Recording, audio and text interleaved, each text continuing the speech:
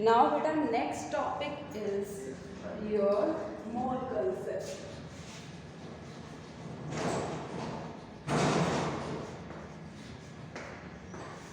Now listen everyone. आप कहेंगे ma'am हमारा law of chemical combination skip करवा रहे हो बेटा because it's not so important for your exam point of view. बेटा जो law of chemical composition combinations है बेटा वो आप पढ़ भी चुके हैं, जनरल है कि जब भी हमारा रिएक्टर होता है रिएक्शन में रिएक्टेंट को हम लेते हैं तो रिएक्टेंट मिलकर आपस में प्रोडक्ट बनाते हैं। तो जब रिएक्टेंट मिलकर आपस में प्रोडक्ट बनाते हैं तो इसका मतलब क्या हो गया कि मास ऑफ रिएक्टेंट हमेशा मास ऑफ प्रोडक्ट के इक्वल होगा। तो आपको ये 9th में पढ़ा के लाई है तो it's not so detailed, so I said that one. Now the main concept is mole concept.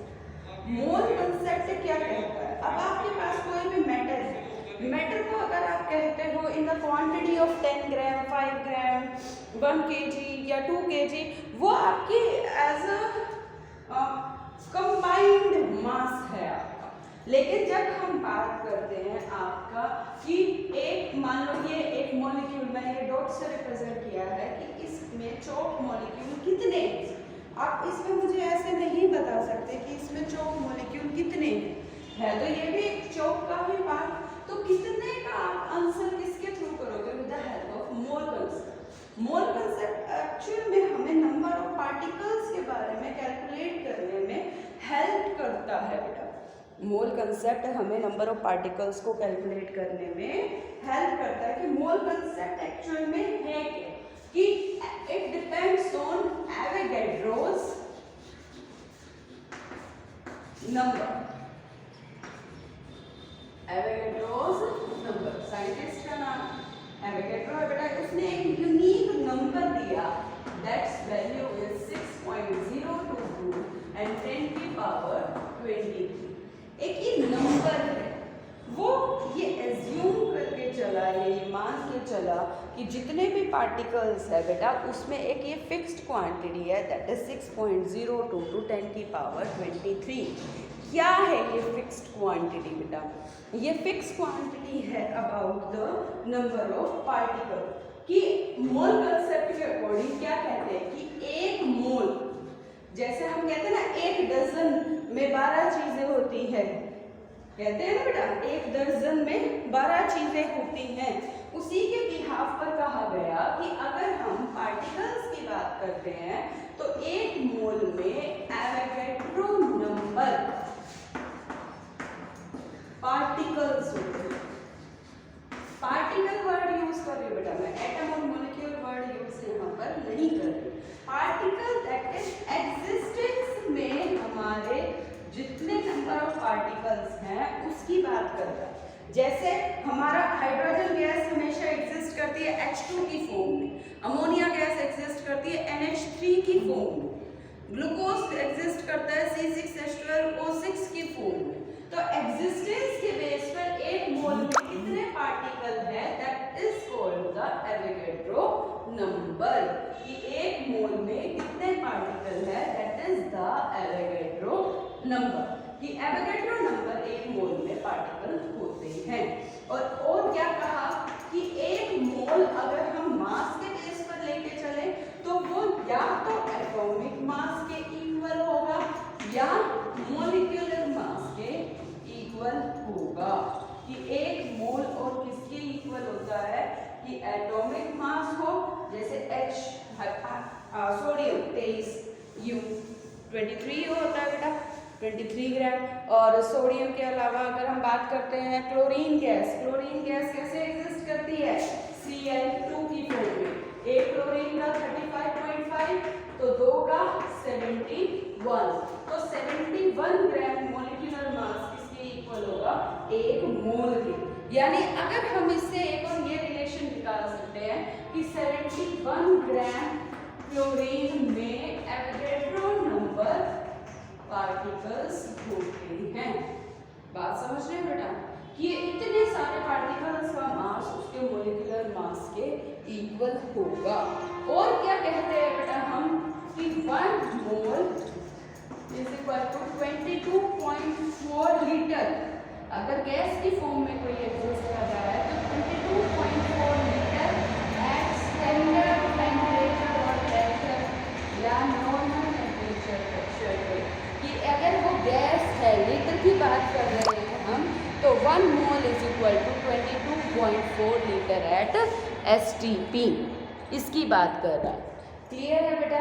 तो इन सभी चीज़ों को हम एक न्यूमेरिकल सेक्शन में कैसे लेकर आते हैं, या हम उसके अकॉर्डिंग न्यूमेरिकल को हम कैसे सॉल्व करने का फॉर्मूला बना देते हैं। तो मैं आपको 9 से लिखवाया बेटा क्या, कि number of moles always equal to given mass by molar mass, या इक्वल का साइन लगा रही हूँ बेटा, given number by Avogadro number.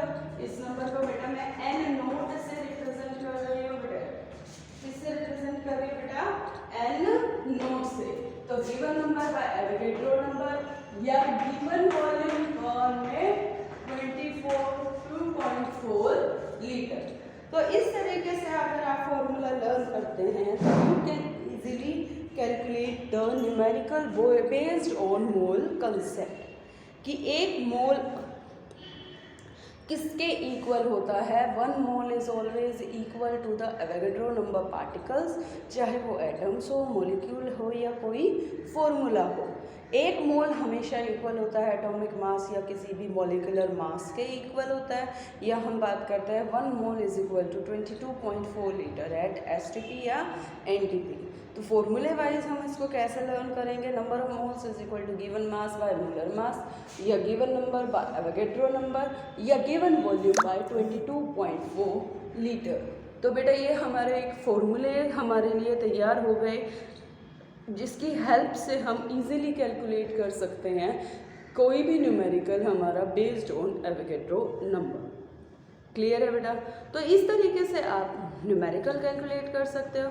तो let's do 1 numerical based on this mole concept. बेटा एक न्यूमेरिकल करवा रही हूँ, फिर प्रैक्टिस के लिए अब बाकी आप भी करना, कुछ मैं आपको दूंगी भी प्रैक्टिस के लिए और कुछ मैं आपको करवाऊंगी भी। तो मोल कंसेप्ट में हम सबसे पहले न्यूमेरिकल्स को डिस्कस कर लेते हैं 1-2। जैसे आपका न्यूमेरिकल आ जाता है बेटा इसी में,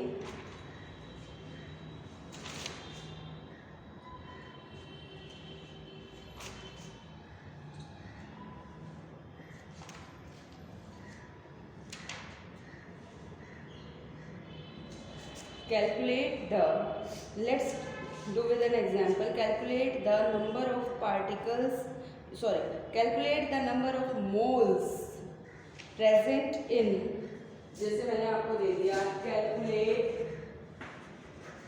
number of moles, मोल्स निकालने हैं आपने, किसमें 392 ग्राम ऑफ सल्फ्यूरिक एसिड, ये बेटा न्यूमेरिकल्स में नंबर ऑफ मोल्स निकालने हैं। तो बेटा इस न्यूमेरिकल को देखो, हमें पता है नंबर ऑफ मोल्स निकालने हैं तो एक ये चीज चाहिए, गिवन क्या है बेटा, ग्राम यानी मास गिवन है। तो आपको 2 ही चीजें चाहिए होती है बेटा हमेशा, number of moles is equal to given mass by molar mass. अब आपको पता है गिवन मास आपको 392 दे रखा है, मोलर मास आपको निकालना है। सल्फ्यूरिक एसिड का फॉर्मूला क्या होता है बेटा, H2SO4।